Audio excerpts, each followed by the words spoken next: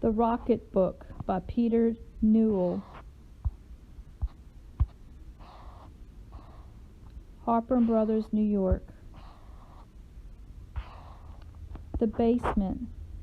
When Fritz the janitor's bad kid went snooping in the basement, he found a rocket snugly hid beneath a window casement.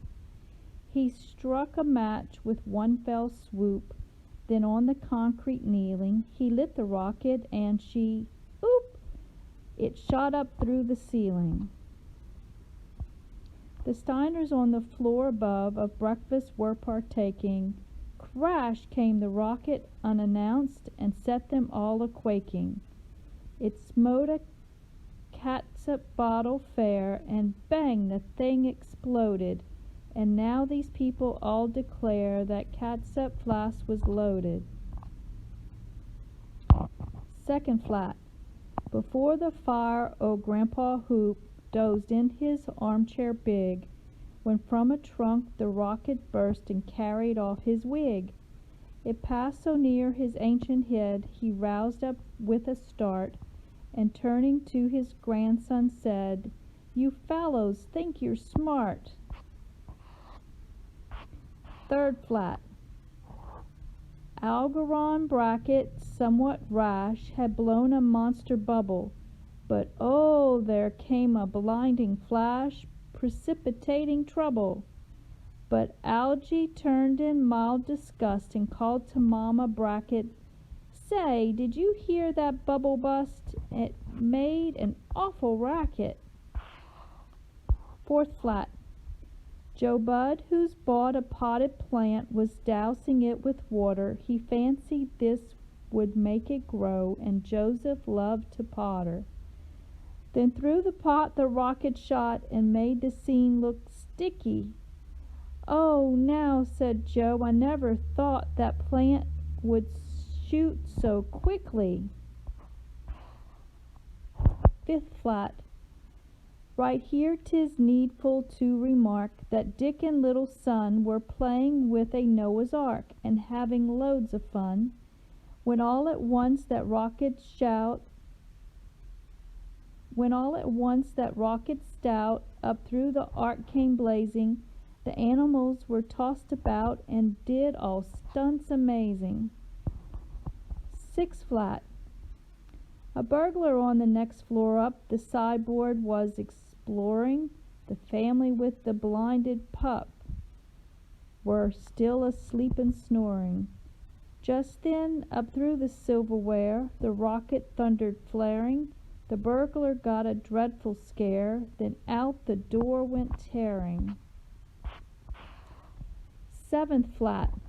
Miss Mamie Briggs, who no mean skill, was playing Casey's fling, to please her cousin Amos Gill, who liked that sort of thing, when suddenly the rocket, hot, the old piano jumbled, it stopped the ragtime like a shot, then through the ceiling rumbled. Eighth flat. Up through the next floor on its way, that rocket dread went tearing, where Winkle stood in bathrobe gay, a tepid bath preparing.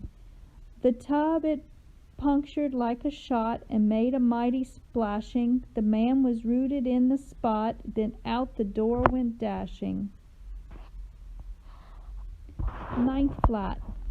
Bob Brooks was puffing very hard, his football to inflate, while round him stood his faithful guard, and they could hardly wait. Then came the rocket fierce and bright, and through the football rumbled. "You've got a pair of lungs, all right," his staring playmates grumbled. 10th flat. The family dog with Frenzy's mane, who was chasing Fluff the Mouser, when poof the rocket flashed between, and quite astonished Towser. Now if this dog had wit enough the English tongue to torture, he might have growled such silly stuff as, "Whew, that cat's a scorcher." 8th flat. While Carrie Cook sat with a book, the phonograph played sweetly. Then came the rocket, and it smashed the instrument completely. Fair Carrie promptly turned her head, attracted to the roar. "Dear me, I never heard," she said, that record played before." 12th flat. De Vere was searching for a match to light a cigarette, but failed to find one with dispatch, which threw him in a pet. Just then the rocket flared up bright before his face and crackled, supplying him the needed light. "Thanks, awfully," he cackled. 13th flat. Home from the shop came Maud's new hat, a hat of monstrous size. It almost filled the tiny flat before her ravished eyes, when, shoosh, up through the box so proud, the rocket flared and sputtered. "I said that hat was all too loud," her peevish husband muttered. 14th flat. Tom's pap had helped him start his train, and all would have been fine had not the rocket-raising cane blocked traffic in the lane. It blew the engine into scrap as in a fit of passion. "Who would have thought that toy," said Pap, "would blow up in such a fashion?" 15th flat. Orlando Pease, quite at his ease, the Morning Star was reading. "My dear," he said to Mrs. Pease, "here's a report worth heeding." The rocket then in wanton sport flashed through the printed page. The lady gasped, "A wild report!" then swooned by easy stages. 16th flat. Doc Danby was a stupid guy, so least he slept too late. He placed a tattooed clock nearby to waken him at 8. But the rocket smote that clock and smashed its way clean through it. "You have a fine alarm," said Doc, "but say, you overdo it." 17th flat. A penny liner, Abram Stout, was writing a description. A flame shot up, he pounded out, then threw a mild conniption. For through his Flemington there shied a rocket hot and mystic. "I didn't mean to be," he cried, "so deuced realistic." 18th flat.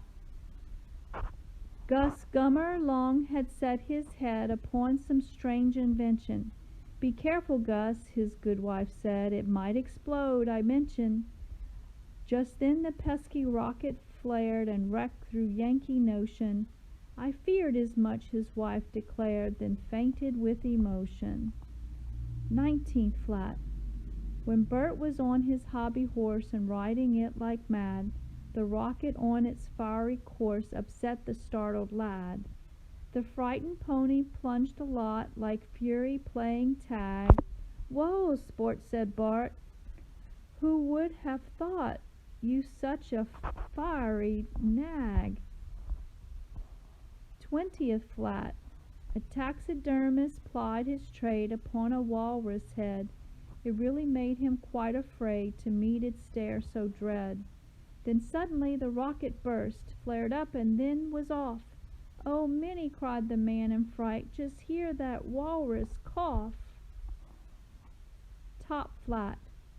Oh, it was just a splendid flight, that rocket wild career, but to an end it came all right, as you shall straightly hear.